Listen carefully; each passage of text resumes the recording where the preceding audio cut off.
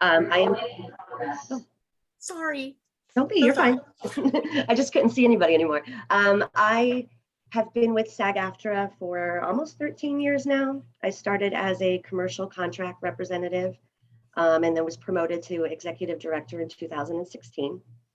So my primary responsibility, besides overseeing all the aspects of our market, I handle contract administration for the actor-performer agreements, and also contract enforcement for our broadcasters and journalists in the market. Prior to my time at SAG-AFTRA, I was the associate director of Hot City Theater for 14 years, the casting coordinator at Talent Plus here in St. Louis from 2000 to 2007. And then in 2008, I co-created the Kevin Kline Awards here in St. Louis, which honored all theatrical productions in the St. Louis area. So for today's presentation, I thought it would be good to give an overview of our low budget entertainment contracts, our film contracts, and made for internet content agreements. So I created a little presentation for you guys today. You know, you don't have to, something that's easy to follow along. So everything that we cover today will also be located on our website at SAGAFTRA.org. So for those of you who are unfamiliar, can everybody see my screen? Mm-hmm. Okay. Yes. It's not moving. I don't know why. Hold on one second. Let's stop share and start again. Give me 1 second, guys.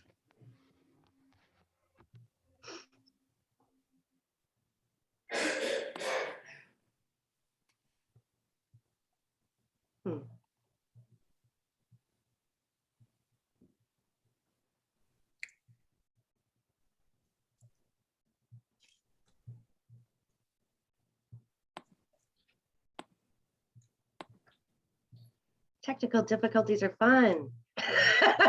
Sorry about that.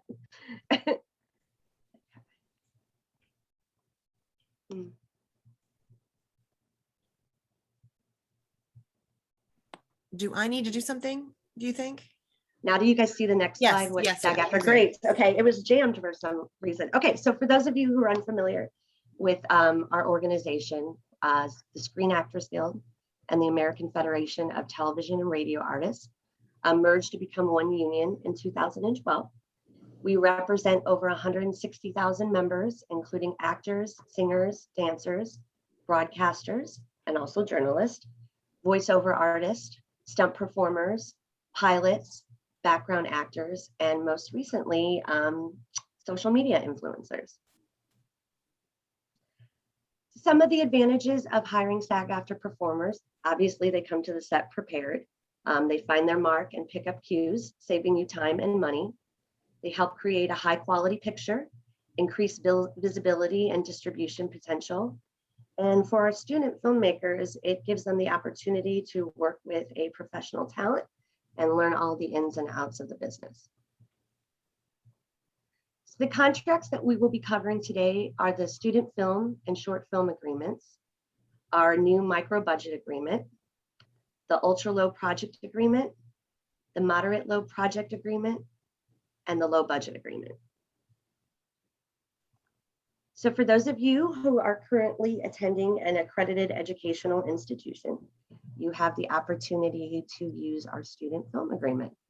And this gives you the opportunity to hire our members to work on your film for classroom distribution only. The requirements under this agreement, the film must not exceed 35 minutes. Your budget must be $35,000 and under. We do offer deferrable payments for our members that participate in the film. And again, this is for exhibition and classroom use only.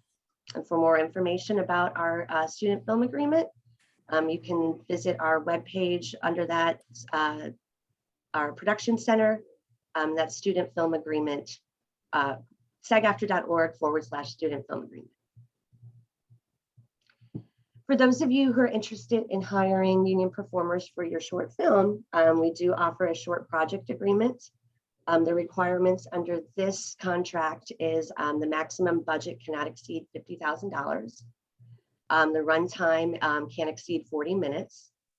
Salaries are negotiable, but we do ask that you make a contribution to the performer's pension and health plan, and that's 20.5% of the negotiable rate. We do offer a mixed cast option, so you can hire both union and non-union performers under this agreement.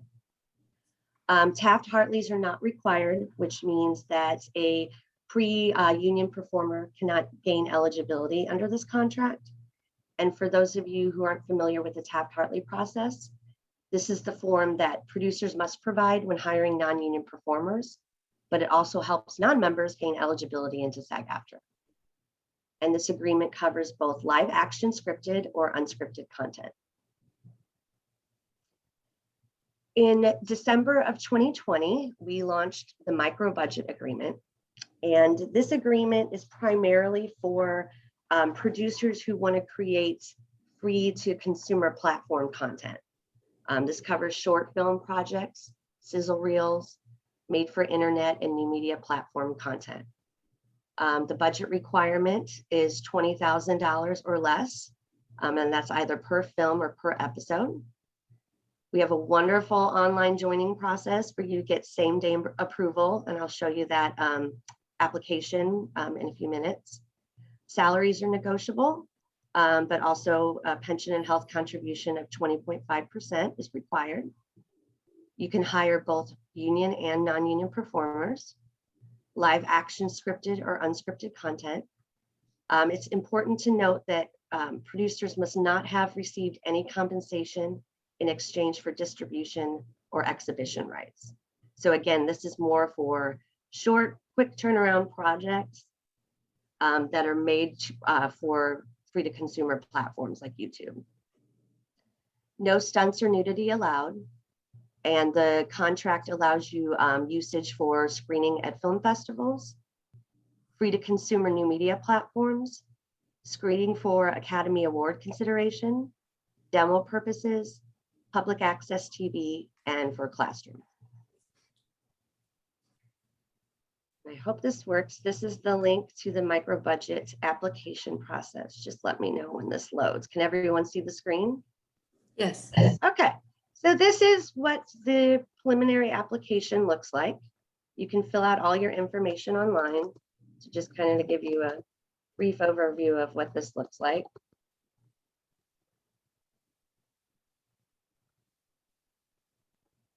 Pick a single film production. And then when you go to the next page, it'll ask you a series of questions. Just to give you a heads up, most of the answers are no. This is our vetting process to make sure that your film or project fits under the criteria of this agreement. So you'll see, did you produce a project before the exhibition date of the contract? No. Has your project passed? No. Everything's being produced in real time. Any hazardous stunts? No. So you guys get the idea. They're basically asking you questions to make sure that your project doesn't fall under one of our other low budget film agreements. And as soon as this page is complete, you will receive an email confirmation whether your project was approved under the micro agreement. And if not, a business representative will contact you to discuss what your other options are. This is how you sign up for the micro budget agreement. 1 second.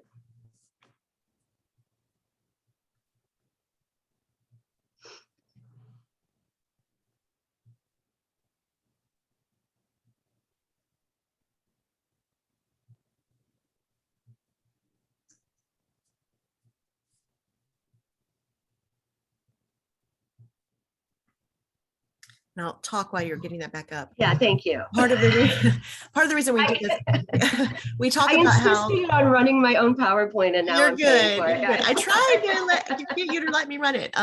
But the reason we're kind of going through this, and those of you who are filmmakers, if you'll maybe say filmmaker in the chat, so we know how many filmmakers versus actors, just so we kind of know the balance. This is kind of geared toward filmmakers who are are intimidated, I'll say, by the paperwork process.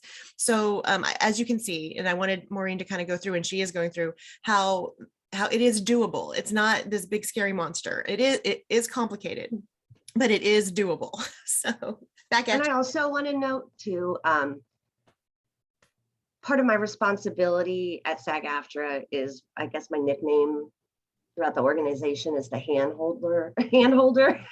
So please, anytime you're starting this process, feel free to reach out to me. I'm happy to answer the questions that you don't feel comfortable addressing with the business rep that's assigned to you for this project. Or, for me, there's no stupid questions. It's better just to get as much information so you understand the scope of the agreements and the entire process. So whatever we can do to make this process easier for you, I'm happy to be that contact person for you. Okay, so next.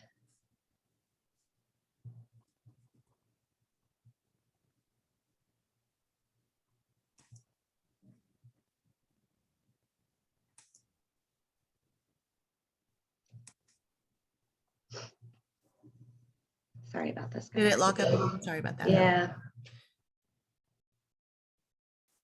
And then as Maureen's working on it, we're also going to talk with Joni Tackette. Those of you who saw that it's casting and SAG. So we're going to transition to that after this first part. There we go. Yay. Okay, so our next agreement is the ultra low project agreement. This is probably one of the most popular agreements used in Missouri under SAG-AFTRA low budget contracts. So for this covers feature films, total budget $300,000 or less. This agreement has set SAG scale rates. So the actor day rate is $211 plus a pension and health contribution. This allows for both union and non-union performers to participate in the film. Missouri is not a background zone. So we do not have background rates. The background performers are not covered under this agreement, but we do need to adhere to the minimum wage laws for the state of Missouri. Taft-Hartleys are not required, but for those of you who are performers on the call today, we do offer a employment verification request eligibility process to join SAG-AFTRA if you're interested while working under this agreement. Next, we have the moderate low project agreement. This is for films between $300,000 and $700,000. Actor day rate is $370 plus pension and health. We also offer a weekly rate of $12.82. All principal performers must be covered under this agreement. We do not offer a mixed cast option. If you're unable to find a SAG-AFTRA performer that meets the criteria of what you're looking for as far as casting, we do allow you to complete a Taft-Hartley for pre-performers. Again, background actors are only covered in background zones, and you must take advantage of the background incentive in order to cover background performers for this agreement. And then finally, our low budget agreement. Total budget is between $700,000 and $2 million. Actor day rate is $686 a day. We have a weekly rate of $23.82. All principal performers are covered. Again, we have the Taft-Hartley option if needed. And in background zones, the first 30 background actors are covered, and that rate is $182. And this agreement requires theatrical release. Okay, so how to become a signatory? In order to hire union performers under any of these agreements, you will need to become a signatory, which means that you will follow all of the terms and conditions under the applicable SAG-AFTRA agreement. And to walk you through the pre-production paperwork process, these are the first steps that you'll need to take. We ask that 4 to 6 weeks before production begins, that you contact the union and submit your preliminary information form, which we call the pre-production application form. With that application, you'll submit your estimated budget, a copy of your script, a pre-production cast list if available, and your photo ID. Next, you will be assigned a business representative who will then follow up with you, explain the process of all the paperwork that is expected throughout the production, and provide the last, what I call piece of the puzzle, the last forms that will need to be filled out in order to get cleared.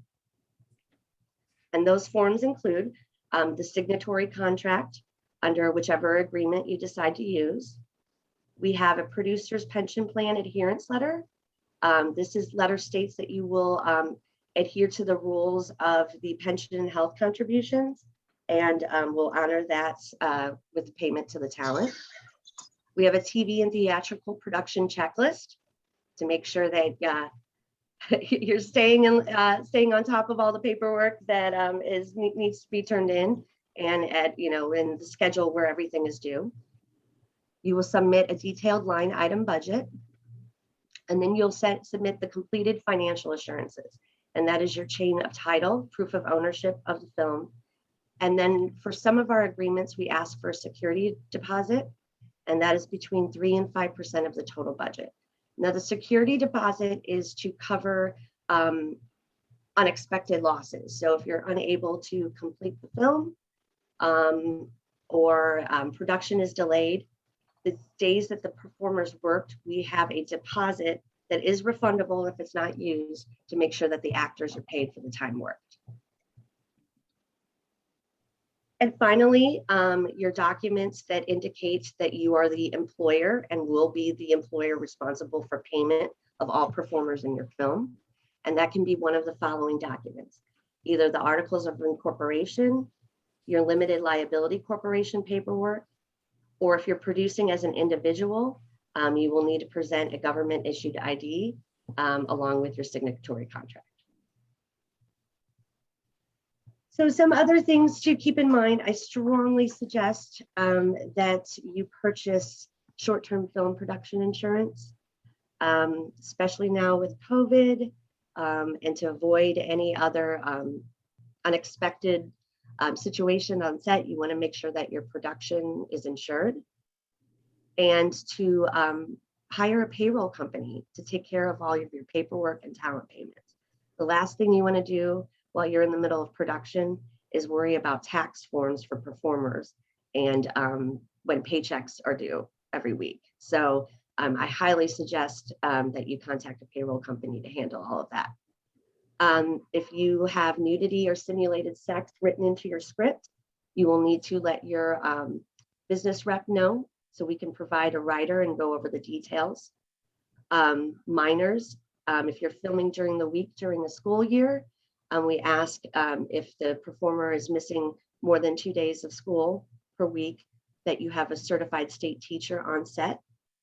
And any stunts in your film, you will need to have a stunt coordinator on set to oversee. Okay, let's try this again. So we're going to the production page. This is our SAG-AFTRA producers portal. And this gives you all of the information that we just discussed and walks you through step by step what paperwork needs to be submitted, what your timeline is, and any other pertinent information is available here. So we'll choose, as you see on the front page, we have all of our low budget agreements listed. Excuse my dog. We'll click on the ultra low budget agreement to walk you through that process. And again, it gives you the timeline of when the application needs to be submitted, what the maximum budget is for the project, and then a step-by-step guide of everything that's due to the union before production begins. So again, here's all of the information that we just covered. Your employment paperwork, tax forms, payroll information, and then finally your final cast list and paperwork before production begins. So this is a sample of what the ultra low budget signatory contract looks like.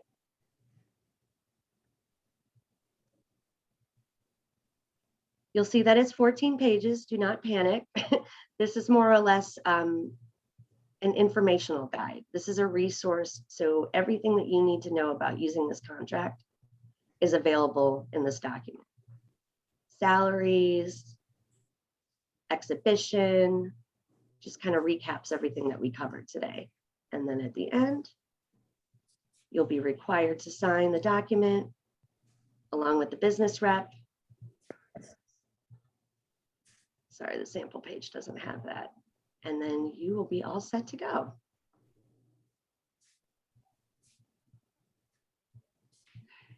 Going back to the production page. We also have all of the forms for your convenience: the LLC partnership agreement, security deposit letter, application process for using animals in your film, audition sign-in sheet, casting, pre-production cast list. So this gives you all of the samples of the documents that are required in order to get your production cleared. Production forms, we have the Exhibit Gs, which are the timesheets.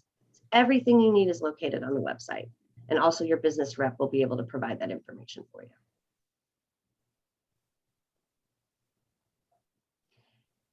Another great resource is SAG Indie. If you haven't checked out their website yet, it's very beneficial, especially for first-time filmmakers that are using our agreement.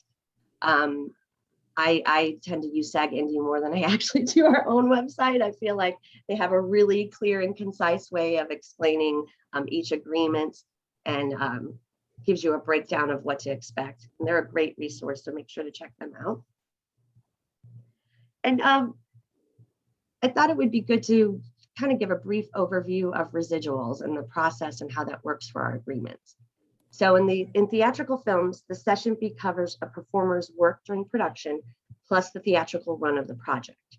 Film actors then receive residuals for DVDs, subscription video on demand, broadcast downloads, and other new media platforms.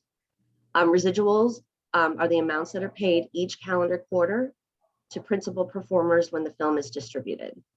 And the residuals are based off the distributor's gross receipts. And depending on the media platform, that percentage ranges between 3.6% and 5.4%. And once you get a distribution deal in place, you will need to contact your representative at SAG-AFTRA so you can start the distributor's assumption agreement process. So that's residuals in a nutshell. For those of you who are interested in producing made for internet content, we have 2 agreements that are budget specific. Our low budget new media agreement are for projects that are $50,000 and under. We offer negotiable rates under this contract, and this is for free to consumer new media platforms. And then our special new media agreement is for budgets over $50,000 per episode. Rates are based off 20% of the codified basic television agreement. And anything that exceeds $1 million per episode would be at full scale at 100%. And this also covers high budget subscription video on demand like HBO Go and Netflix.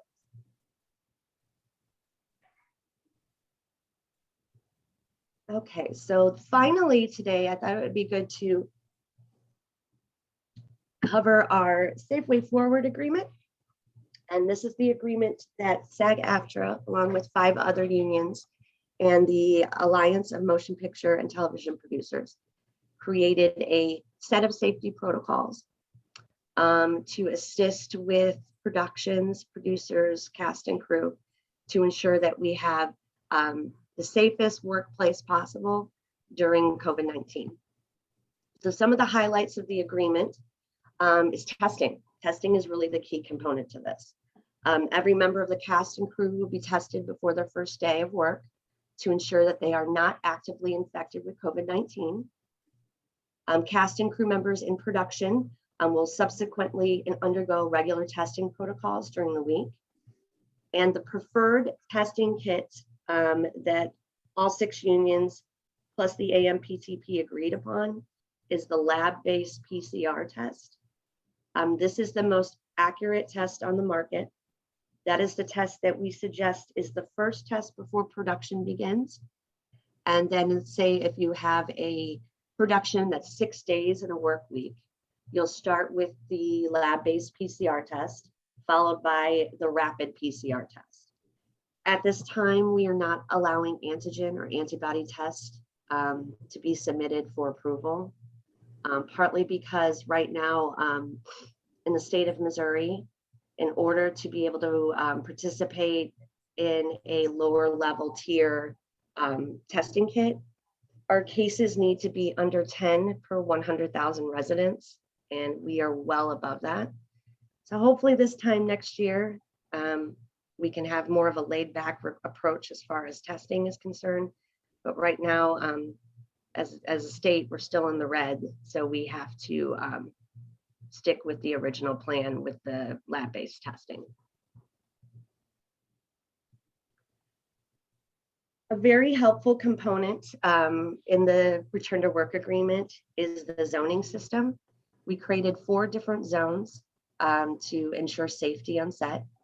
For zone A, that consists of performers and crew, especially those who cannot distance, like the performers who are being filmed, and the crew who are wearing PPE, but are around the performers that are not. The 2 categories that are in this zone must be tested at least 3 times per week.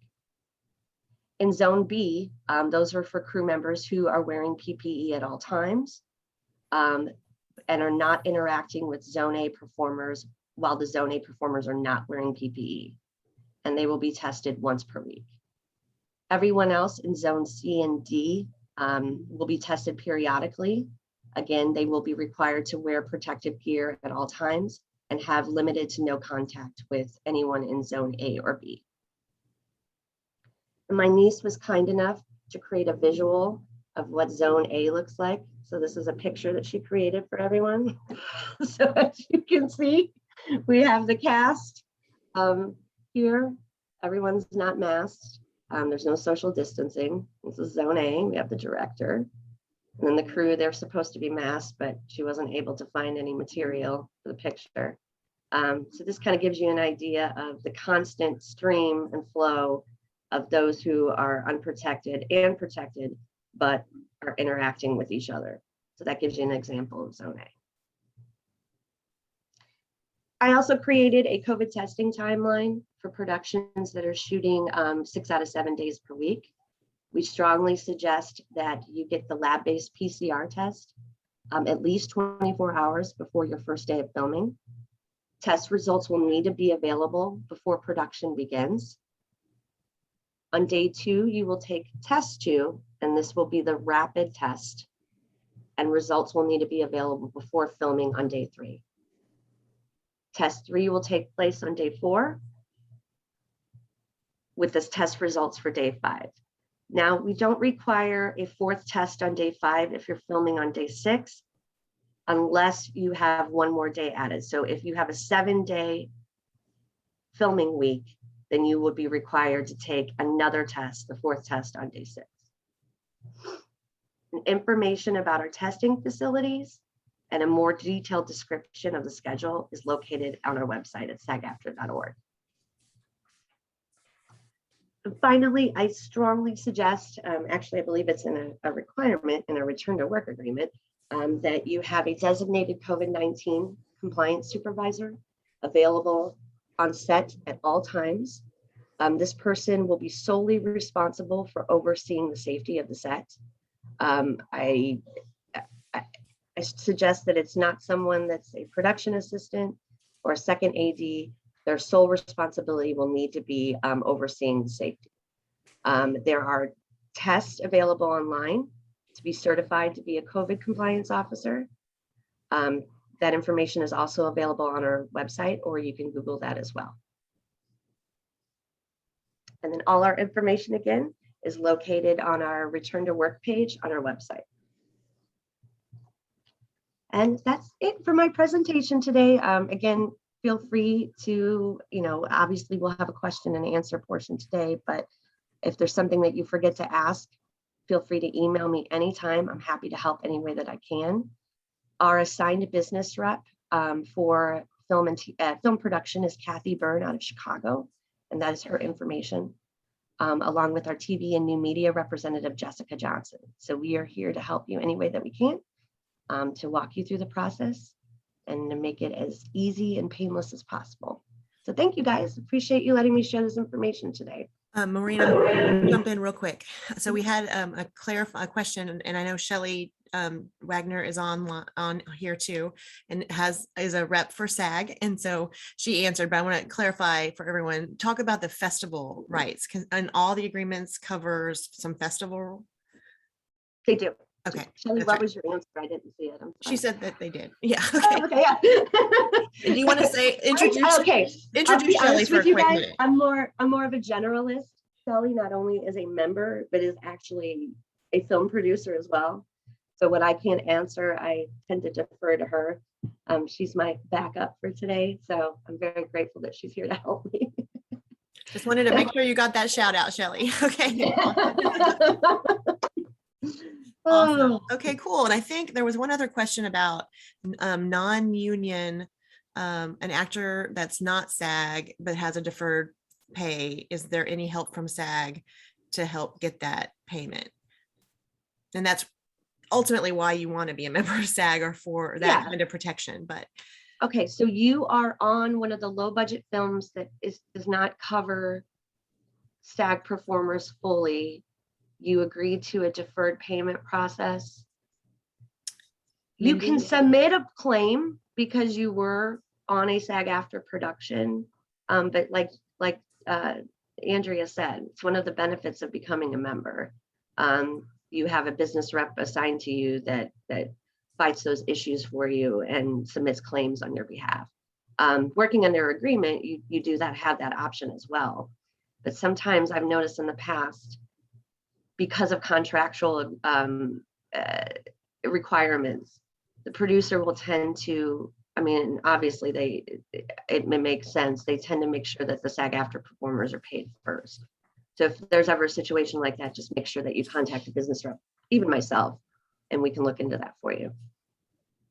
Mindy, is that a good answer? Or did you have anything further? Yep, no, that's a great answer. I actually just thank you. I put another question in, which is, if you're an AEA, an equity member, is there reciprocity to join SAG, or how does one join SAG if you're not? We do have a program, since you're part of one of our sister unions, that we have a process that is different than the eligibility process for someone who's not already a SAG-AFTRA or already an actor equity performer. We have information on our website about that, but also kind of a detailed process. I don't want to bore everyone with the information, but feel free to contact me and I can help you through that process. Great. Is there also information on the website about what constitutes eligibility? Yes, absolutely. Okay. You can also put in, we just created a automated eligibility tracker. So you can put in your social security number and see if you qualify for SAG-AFTRA and what your status is. Great. There's no must join process, right? If you've been on a SAG film years and years ago, or you're like this eligibility tracker, if it shows that you did a SAG film 20 years ago that you've completely forgotten about, it doesn't mean you have to join SAG. Is that correct? If you are offered a contract, you would be eligible to join, even if you worked on that project 20 years ago. Okay, thanks. Mm-hmm. This is an interesting question. I'm curious to the answer too, Patricia. How many film productions, Mo-based and non-broadcast, worked under SAG-AFTRA contracts last year? I mean, last year was a weird year. So like generally, how many Missouri-based SAG contracts come through, do you think? We had less than a dozen film contracts. Okay. But what I was surprised to see, we were more busy last year with commercial content than we have been before COVID. Interesting. Shelley, do you recall? I think it was close to like 75 covered commercial contracts last year. Yeah, we have Um, commercials. Yeah, I was shocked. I'm not gonna lie, but I'm really impressed with how thorough everyone was, safe. I mean, people were really taking advantage of green screens and whatever they could do to mitigate the situation. So it was successful, and advertisers were able to still produce content, which was great. But it was surprising considering what was going on. Awesome. Shelley, did you want to say something quick? Yeah, couple things. And 11 doesn't sound like a lot, but in a year that we had last year, that is really good for a state that doesn't have an incentive program. So let's put that into a little bit of perspective. I also wanted to let you guys know, Maureen has to do the official SAG side, but I also put together a little spreadsheet that's got all the information on these contracts and everything you need to know at a glance. I'm going to put the link in the chat. So when Please you go do. to Thank that, you, my dear. Thank you. See, yeah, you're so a when you go great to that, you've got, sidekick. this is the advantage of being a member and learning peer-to-peer is I can do things like this. So you've got a spreadsheet on the front that kind of compares them all, and then each page has each contract written out in legal terms and layman terms to help you easily understand what it is. So, and if you have any questions, I put my email also in the chat. I'm always here to help as well. So, let me know. Thank you. Awesome. Thank you. This is a good transition question too. So we'll have Joni pop on and bring her up. So we're going to talk about kind of the after the contract maybe, and then how does it work with the casting director? Let's put Maureen, not Spotlight. Andrea's doing all of this at the same time. So sorry, guys. So first, let's bring Joni in. There's Joni. Spotlight Joni. And then Maureen.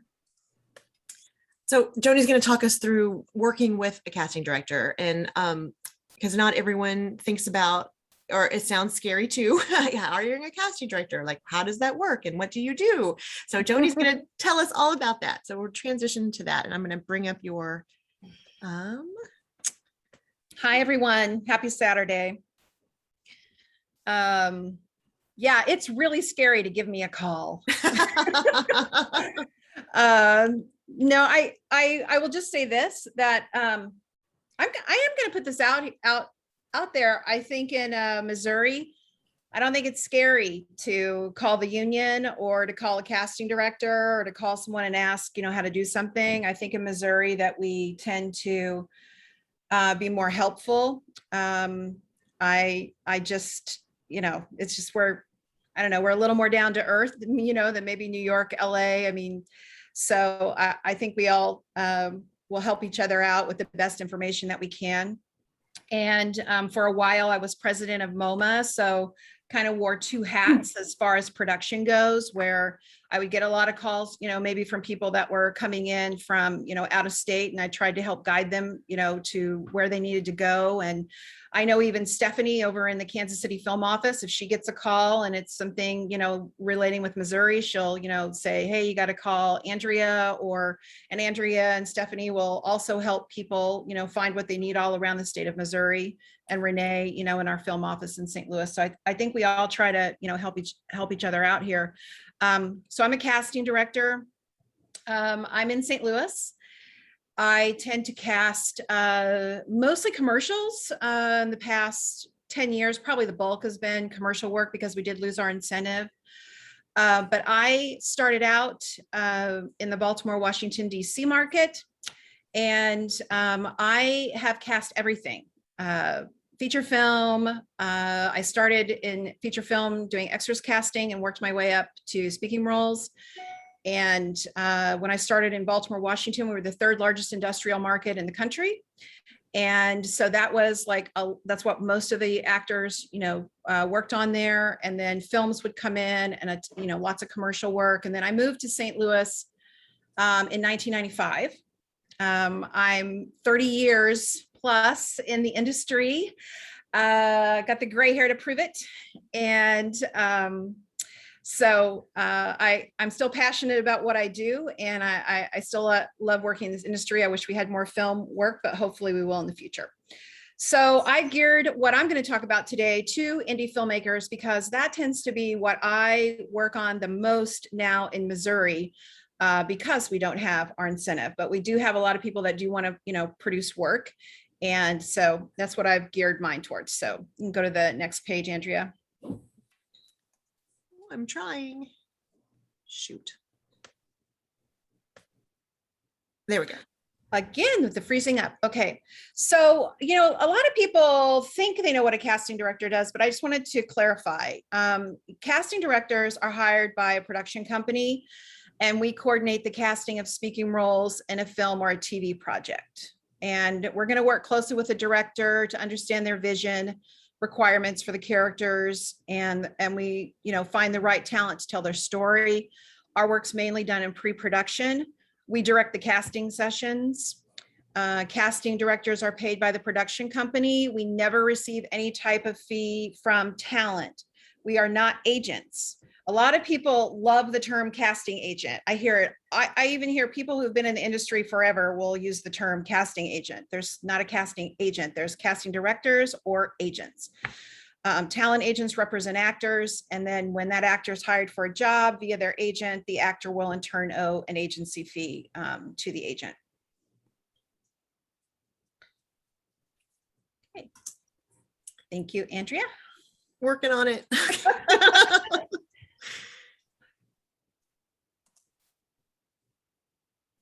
Maureen, what's the trick?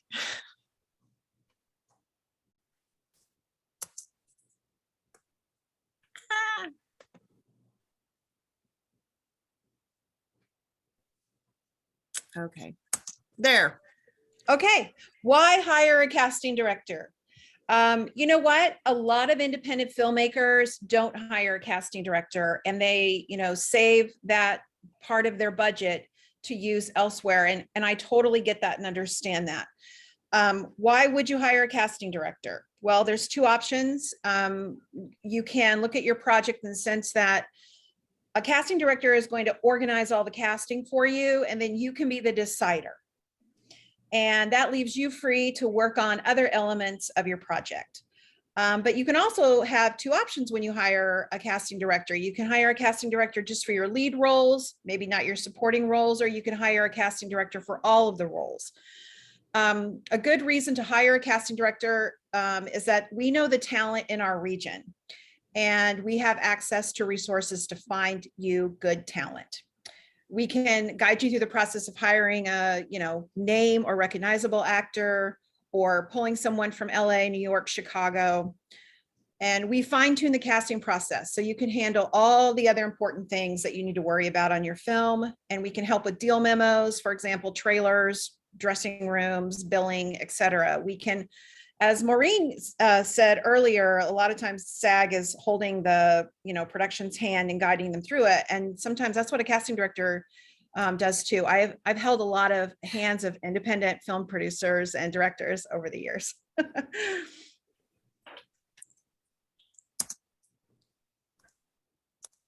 And now as we turn to the next page, we'll just give you a moment to reflect on that. So sorry. Just keep pushing it until it goes, but then I'm scared it's going to go like 15 pages. So.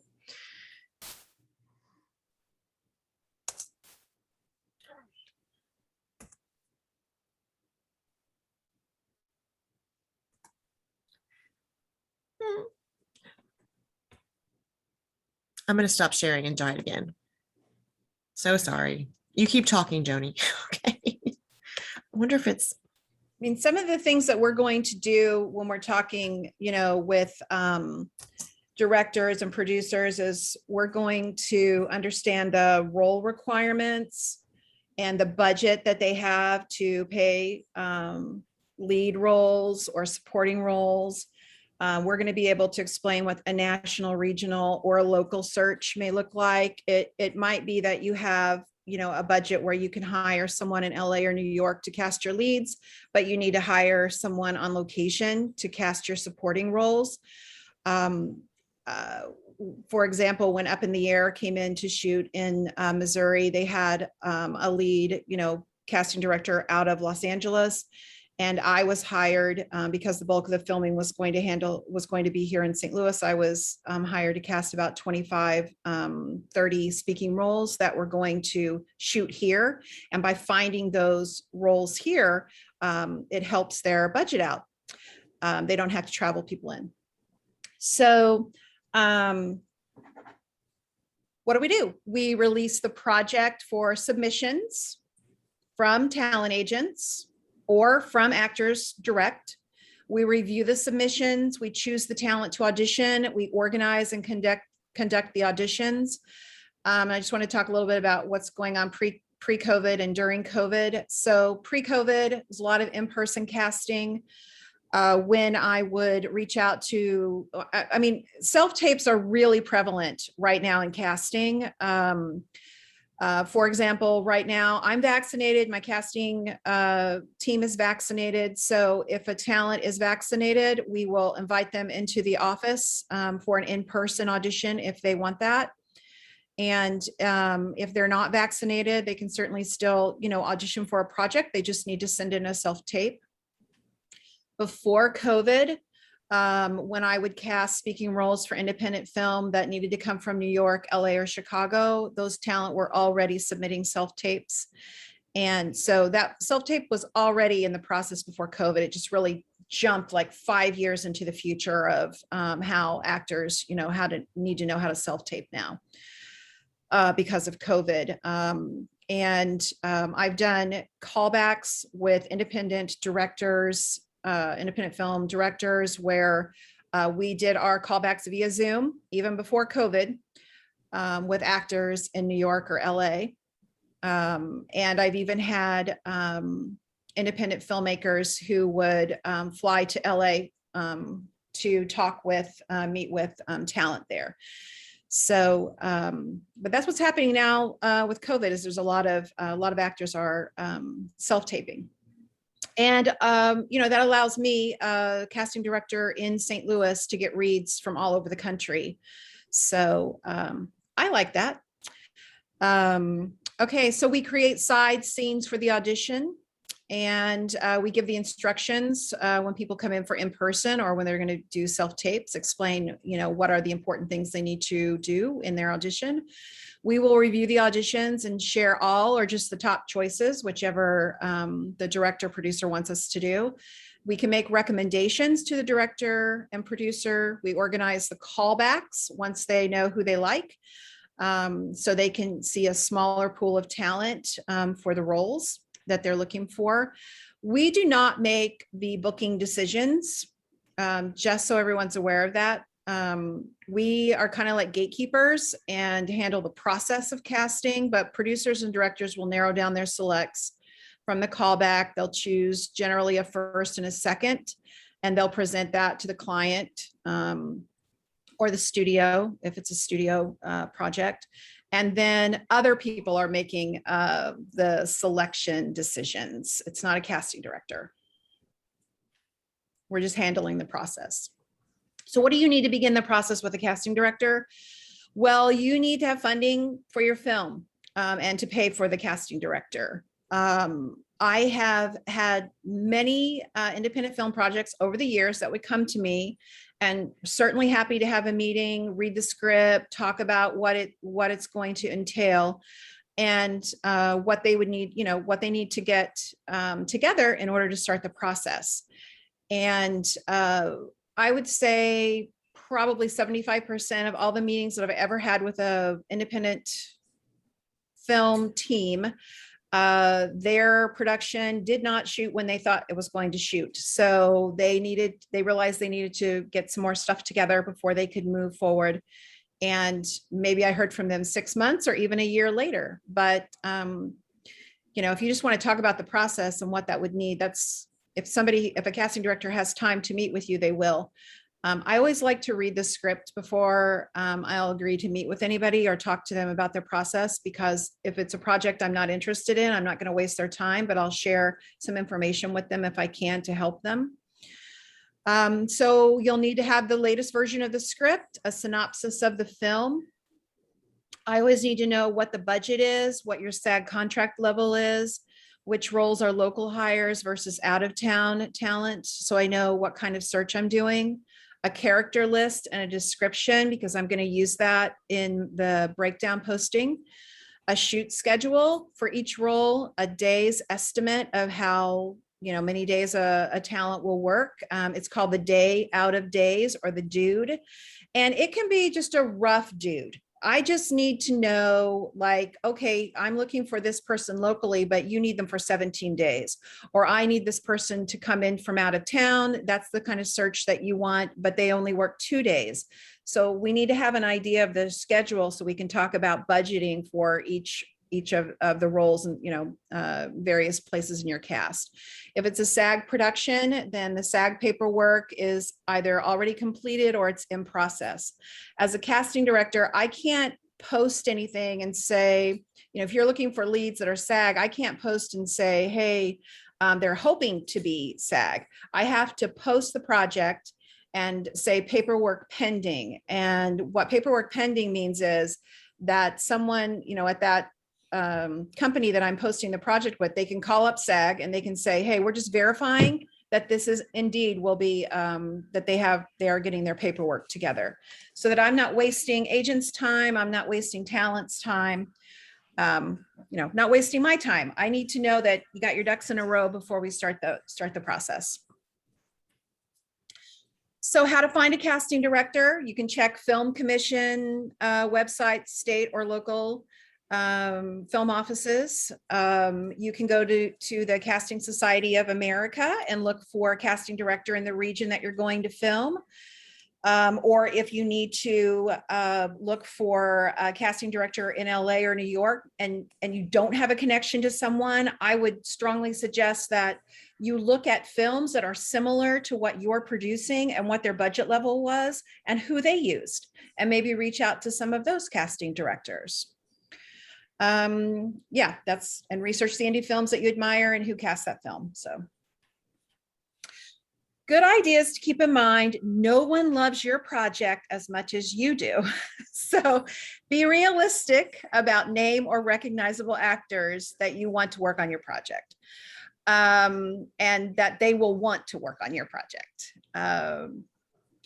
Start the casting process early. So I'm the type of a casting director. I don't know how others want to do their process. I can only talk about how I want to do my process, but I want to start early. I want to start 3 to 4 months prior to day one. I'm not necessarily going to charge you for 3 to 4 months of work because I'm doing other projects at the same time. I just want to start early, so I know you have your SAG paperwork together, and we have time for you to get that paperwork together. I have time to do a search for what you're looking for and find the right people for you. So I like to start early. I never would want to start a feature film a month before they're going to start. That's like casting a commercial. Commercials are 2 to 4 weeks out generally for when they're filming.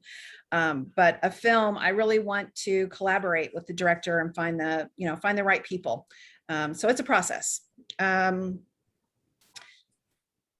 So let's see, filmindependent.org. There's lots of great workshops for independent filmmakers to watch. It's a good community to be a part of. Studio Binder has lots of production forms and instructions. And of course, SAG Indie, Maureen already mentioned. And then here's some online casting resources. Some of them may require a casting director, or some of them may let the project creator or filmmaker post their project after they go through some hoops with that service. Breakdown services, I tend to use that mostly for all of my film posting. Casting networks, I will also use for film, depending on where I'm looking for the actors. I use casting networks exclusively for commercials because I just really love their platform for casting commercials. Cast It is another place to try, or backstage.com. That's it. Happy casting. Awesome. So do we have some, I think we had one question in the chat. Laura, did she answer your vaccination question? How do we provide or inquire about vaccination status or not? Is that the question? Maybe Laura, you can, I'm not sure what angle you're coming from. Well, I think it seems to be fluid, and I think it seems to be changing with different agencies. So I guess this would also be for SAG-AFTRA. So you can actually just ask, are you vaccinated? Because I'm just seeing with different companies and different unions, you know, you can volunteer, but you can't ask. And so I'm very interested to hear that no one comes into your office unless vaccinated, because that's not always what I've been experiencing. So, yeah, I'll let Maureen answer about the union and vaccinations. But Yeah, that would be for producers as well. yeah, and I'm just going to answer just generally for just a little nutshell as to what's going on in St. Louis right now. And if there is, I see Michael Hurst is also on the call, so he might be able to chime in. He's a producer here in St. Louis. So of course, when COVID started, we had basically 10 weeks of nothing here in St. Louis as we were all shut down. And then last June, as things started opening up again, you know, it was still we still didn't have vaccinations at that time. So we were still shooting projects, but production companies were testing everyone before they got on set. And we all, you know, we're doing our best to be, have great COVID protocols on set because, you know, we're a small, tight-knit filming community. And what happens on one set affects a different company's set 2 weeks later or 10 days later.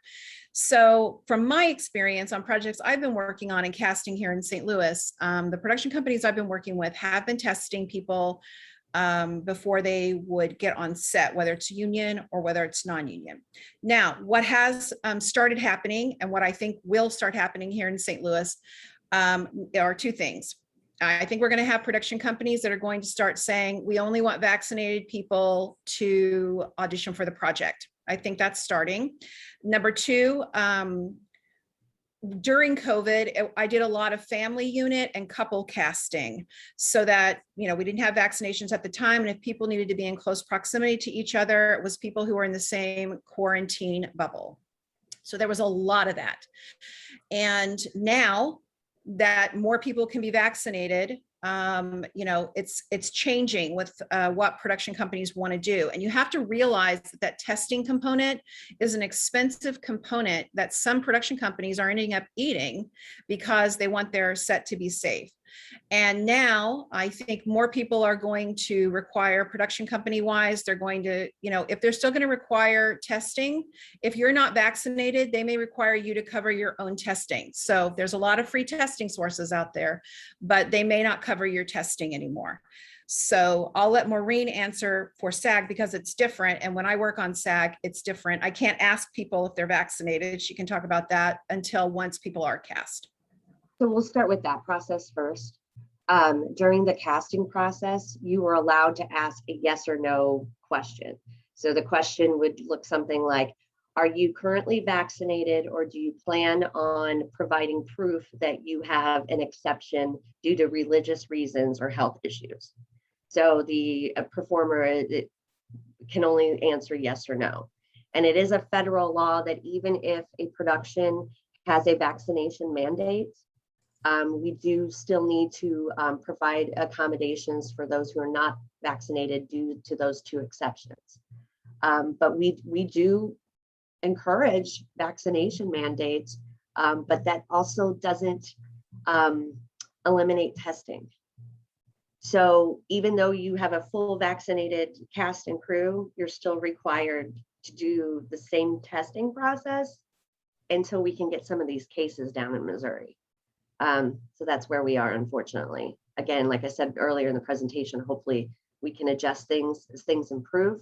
But as for now, vaccinated or not, testing is still required. Okay, thanks you guys. That was good. Michael had a question about what your region is. And Maureen, I think you could, I don't know if you talked about your region too. What's the region in which you consider that you know your talent, Joni? Oh, the region that I cast out of? Gosh, quite frequently I'm bringing talent from Chicago for projects here. So I cast the region on almost all of the projects that I work on. I'll release to Kansas City, Memphis, Nashville, Indy, and Chicago when the production wants a regional search. And then when they want a national search, I can release all over the United States. I just recently did a project where I needed a heavy Latin influence. So I needed to go like Miami and Dallas and Austin. And you can, a casting director can target places in the US to also look, for a specific, type of cast. So here in St. Louis, we have a great talent base. I love working with the actors in St. Louis. I love working with the agents in St. Louis. I think we have a really great community here. And I also quite frequently am dealing with the agents over in Kansas City as well. So that's the thing. I mean, I can find you talent wherever you need talent. I haven't done international searches, but I can search anywhere in the US. And Maureen, you represent the Missouri Valley. Can you explain that? Yeah, so I specifically represent performers in Kansas, Missouri, Nebraska, and Iowa. But as you all know, we have performers in every state across the country, from Alaska to Puerto Rico. So there are, I think there's currently 22 local offices within SAG-AFTRA. So there's business reps all over the country that you can contact to find talent in other markets. But don't ever forget about Missouri, because they're great too. Awesome. Yeah. Thank you. You're contractually obligated. No, not really. So Shelley, that's in my heart. I have to say it. Shelley had a great question, and I was going to ask this too. Ballpark, can you talk about what ranges a casting director might cost for different size projects? Well, I'll just talk about independent film, because I don't think anyone here on this call is at the studio level. So that's a whole different, ball game. I can tell you that in LA, that most of the casting directors there are Teamsters. They're members of the Teamsters Union. And just as a comparison, let me put this out before I talk about, independent casting. So I believe right now, if you're a casting director in LA and you're a Teamster, I think that the minimum is $3,000 a week for feature film. And if you are working, I think it's for TV film, I think it's around $2,500 a week. So I'm here in St. Louis. I'm not a member of the Teamsters. What I base and I'll give a bid or an estimate on any project that comes my way after I read it and determine what the casting process is going to be. So I base my rate for independent film on the overall budget, how much time it's going to take me, whether I'm finding 2 cast members or whether I'm finding 25 cast members, and what that process is going to be. Way back when I first started, and Mindy Shaw, this goes back to your question, I would work on some projects for deferred pay when I first started, because I wanted to get that experience and I wanted to work with that filmmaker. I won't do deferred pay anymore. So I will just come up with, a weekly minimum. It could be anywhere from $800 a week to $2,000 a week. But more than likely, I'm going to give you an overall rate for your production based on giving me, 6 to 8 weeks to cast it, as opposed to me saying it's going to take me 3 weeks to find these, because I like to work a little differently. I like to collaborate and do more of a search. And I think once you find the leads, then you find, the supporting roles. I don't think you start with supporting and then find your leads. But I'll work however they would like me to work and want to pay me to work, as long as I like the project and I want to work with those filmmakers. I'll come up with a rate that will work with their overall budget most of the time. Is your role, once the casting is complete and the negotiation, you're done, or do you continue through production? How does that work? So most of my work is in pre-production. And what I will do is we'll get everything cast before, day one, before the cameras start rolling. And once we lock someone in, then I'll do a deal memo. Sometimes, depending on the production coordinator and the level of the production, someone else may be doing the deal memo. Like in the past, when I worked on studio productions, someone else is doing the deal memo and the legal department is handling the deal memo. But on independent, a lot of times I'm helping out with the deal memo with the producer. So I'll do the deal memo and then I turn it over. Then I turn over the cast to the production. Usually the production coordinator is the person that is in charge of maintaining, contact with the performer. So yeah, most of my work is pre-production and then I move on to something else. Now, if something happens during filming, if an actor falls out, absolutely, they're going to come back to me and I'm going, to help them solve their problem. Great.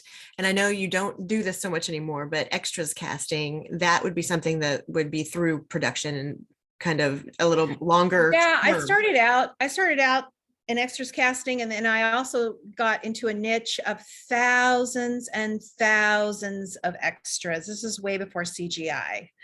And for a while, when I lived in the Baltimore, Washington market, we had a couple of sports movies that came through. So I then started working on this casting team where we were specialists in thousands of extras.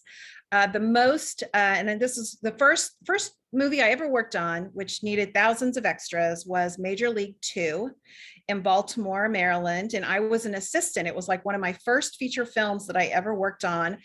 And we had 20,000 free extras on one night when Charlie Sheen comes walking out of the bullpen and they're singing Wild Thing. And back in the day, this is what happened. You would promote a crowd. The production company wouldn't pay that crowd. You promoted the crowd and we would hire crowd entertainers to entertain them in between shots. We would give things away. We gave a house away on the movie Eddie, the basketball movie in North Carolina. I was also an assistant on that one. And it was $145,000 house. And we had 6 weekends of free extras that we needed for basketball backdrop of the scenes. And each time a person came and volunteered for 8 hours on those weekends, they got to put their name in for the house. And at the end, Whoopi Goldberg pulled out a winner's name for a house that they won, a recently built house in a suburb of North Carolina. So that's what I started, kind of fell into it. And then I've just moved into different areas, and you really don't need the thousands of extras anymore, thank goodness, because you can, book 500 and move them around the stadium and cut and paste them together. Awesome, I guess, not really, but can you talk a little bit too about, I hear this a lot, real people casting. Well, okay. People will mean different things by that. And I always want that to be defined, whether I'm dealing with a local production company or a production company that's coming in from out of town, because everybody has a different idea of it. Or sometimes they'll say street casting. There are some casting directors who are quite comfortable going out into the street and talking to people, walking up to them and, casting them that way. I've never really been comfortable doing that. I'm especially not comfortable sending anybody out during COVID to find anybody, real people streetwise. I'd rather find real people through social media, little safer pathways. But a lot of people will, like when I get an email, yeah, we want some real people for this. Sometimes they say real people because they don't have a budget and they don't think they can pay performers. But then I always go back to them and say, hey, let's talk about your budget. And what do you mean by real? Because actors are real people. So I don't understand why you need a real person unless you need somebody that takes a certain prescription, has certain experience. Like there have been times where I've cast some things for, a large pet company, product company, and they want real people and they're real dogs or real cats, because it's really about the pet and the real person comes along with it. So there are exceptions, but I always like to get a definition of what that real people casting means. And if somebody asks that question, if they have a specific scenario in mind, I'll answer that. But yeah, actors are real people too. So. Awesome. So maybe we have a little bit more time before we usually jump into some breakout rooms, but I want to ask a couple more questions. So what are maybe some tips you could give? I know this is off the cuff, but maybe some mistakes you've seen low budget filmmakers, indie filmmakers make that you would like to save those of us on the call from. Is there anything that comes to mind that you would give as tips? Maureen, you want to go first? Always keep us informed of what's going on. It doesn't matter if you feel like you've made a mistake or whatever the situation is. Constant communication is the key to make sure that everything comes out the way it's supposed to. There's a lot of times where a producer will feel like if they avoid the problem, then it's something that will be forgotten, and then it ends up causing issues later on.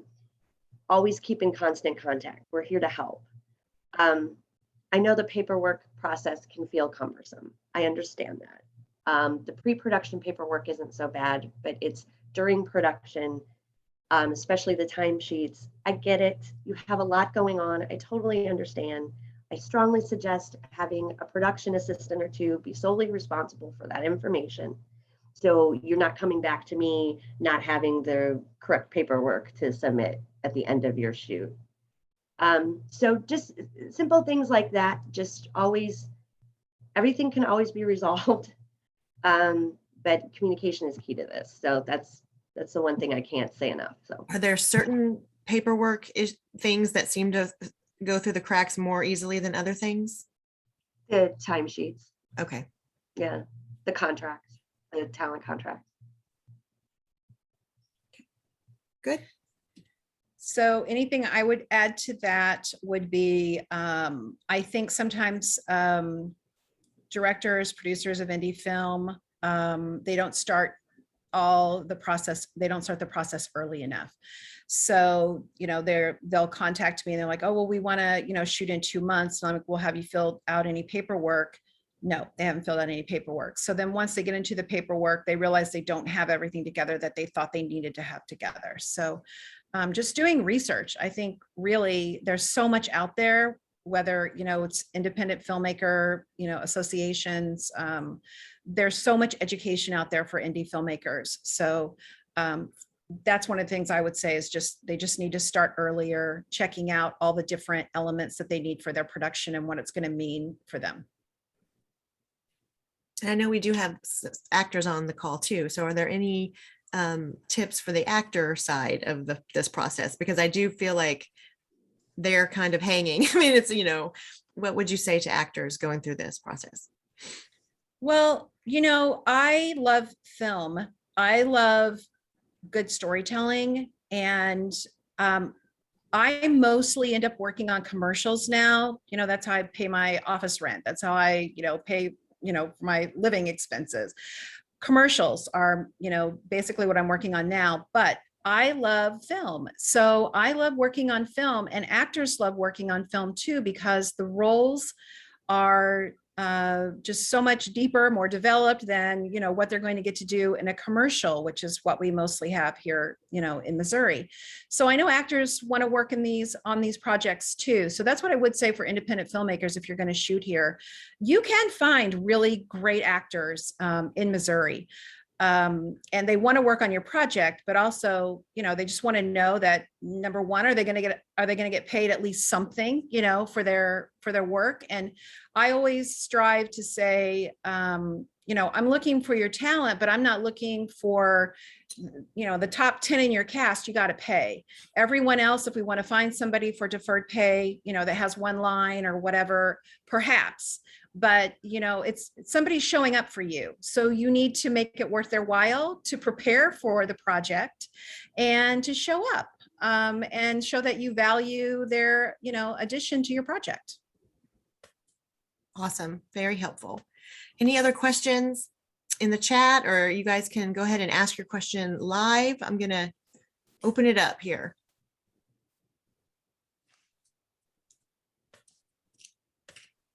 Okay, listen. I have a question Okay, great. for Joni. Joni, when an audition is asking for photos, HEIC or JPEG? Oh, JPEG, please, because when you send the HEIC, I have to change them to JPEG to get them into the virtual audition site most of the time. Okay. Yeah. And if you're here by yourself, when you're by yourself trying to take your photos, are you like, forget her, I'm not going to accept? No, I'm not going to show a client a picture of you standing in front of a mirror taking a selfie. But what I always advise, I just won't forward that on. You know, there just won't be any pictures attached, but your video may be attached. So what I would always suggest to actors, and I think some of the agents do this as well, is every 2 months, take a picture of yourself in business casual, have someone take close up, profile, and full length of you in business casual and blue collar look. And then you can use those same digitals as long as you still look the same for the next 3 or 4 months when you need to submit something. Sometimes if you're gonna, you know, it may say current digital. So if your hair is different, a different color, a different length, if you have facial hair now for males, then you're gonna need to snap a new, you know, digital for that particular project. I ask for digitals most of the time because I know people at home when they're self-taping have a hard time, if they're doing it themselves, turning for close profiles, turning for full length profiles when you're having, you know, setting up your camera and shooting yourself. So I ask for those so that I don't have to have you do an in-depth slate with all the profiles. That's why I'm asking for those. My question was, though, is it okay to send in a full-length shot that has been shot horizontally? Because it's easier for me to get a shot that's on my fine. phone. That's fine. Here's the thing. Casting directors just want you to put your best foot forward because it makes us look good when you look good. And there are some casting directors who may be a little bit more militant, shall I say, about what you send in. But I think overall, everyone has relaxed a little bit about understanding what the restrictions are of somebody that's, you know, doing their stuff at home and sending it in. And if they're really interested in you and your stuff is terrible, we're going to ask for you to redo something, or we're going to, you know, figure out how to get something better from you. But I've never had, you know, if somebody's really bad at self-taping or somebody sends in really bad stuff, I'm not going to forward that on. I'm going to reach back to the agent to say, hey, can you ask them to redo it and ask them to do it like this, because it'll be better for them. So Joni, hi, sorry, this is Mindy Shaw. You'd be okay with when a self-tape asks for a full-length shot as part of the slate, which there's just no place to do that in my house. Are you okay with me having a full-length that was taken as a photograph on another day? So I'm in a different outfit, obviously, from the rest of the audition. You'll know it's not. You know, I am. Okay. I don't know how other casting directors would respond, but I can just tell you that what a lot of people will do is that they will set up the camera, they'll do their close-ups, and then they'll just tilt the camera down or whatever, and then they'll walk back and do their profiles, you know, like you'll literally walk 8 feet back while their camera's still rolling and do their turns. But again, that's why I know that's really hard for actors to do, and that's why I ask for the digitals, so we don't have to go through that in the slate. Great. Yeah, there's just no space in my house to get a really good full length it's with not lighting. easy. It's not easy, Mindy. And what you can do, Andrea can tell you where to find this, but we did a whole self-taping 101 last January or February, and that meeting is also able to still be viewed. Great, thank you. I'm going to put that in the chat right now. Awesome. Anybody else have a question? Yeah, I have something. Okay.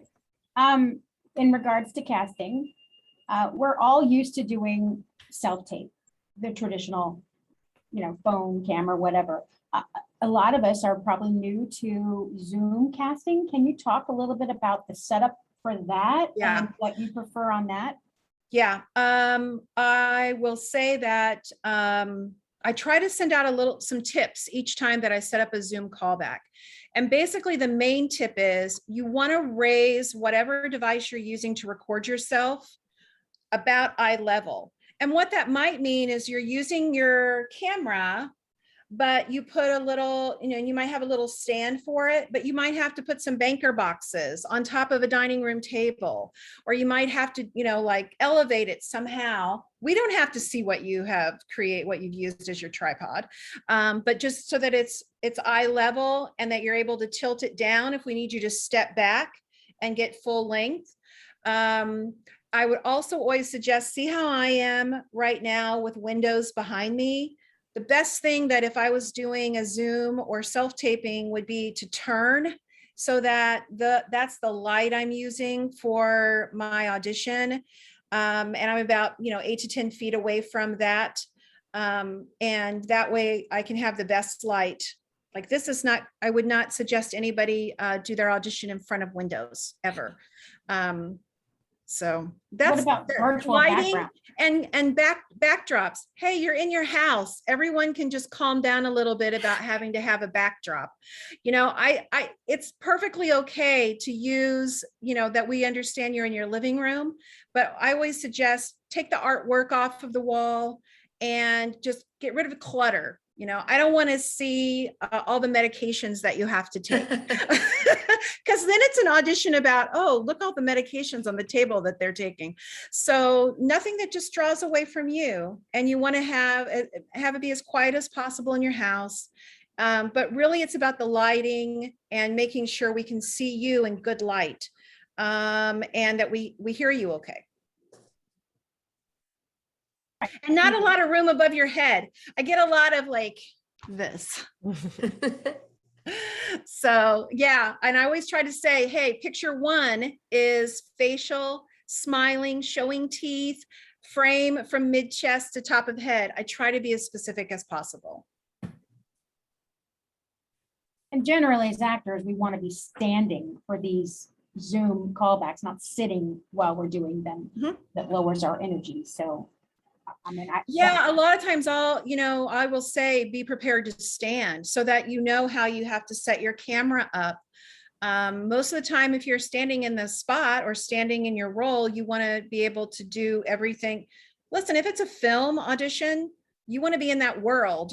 You don't have, like, if you're auditioning for the role of a dentist, you don't have to be in a dentist's office for the film audition or look like a dentist. But what I'm saying is we have to believe that you are a dentist in an office. So you have to be able to have an environment where that you can create that world for us.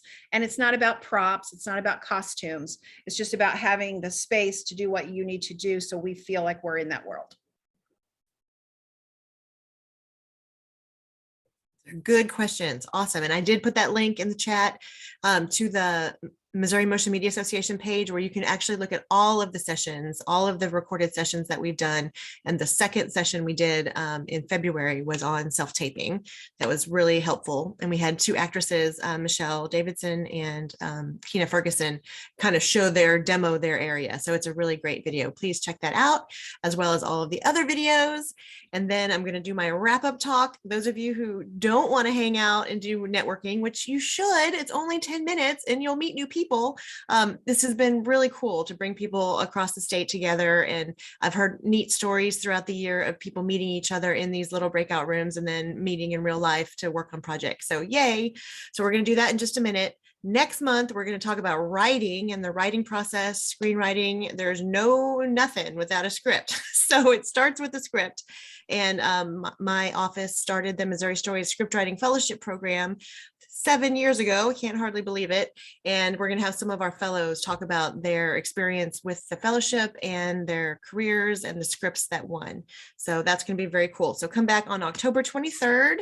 And then we're going to go ahead and I'm going to spotlight you guys, and we are going to go into breakout rooms. So please hang on to your seats. You just stay right there, and I'm going to put everybody in a breakout room for 10 minutes. All you do is your name. We'll go do a little round robin and talk about, tell them who you are and what you're working on. So here we go to the networking. All right, they should be taking you in just a second. There we go.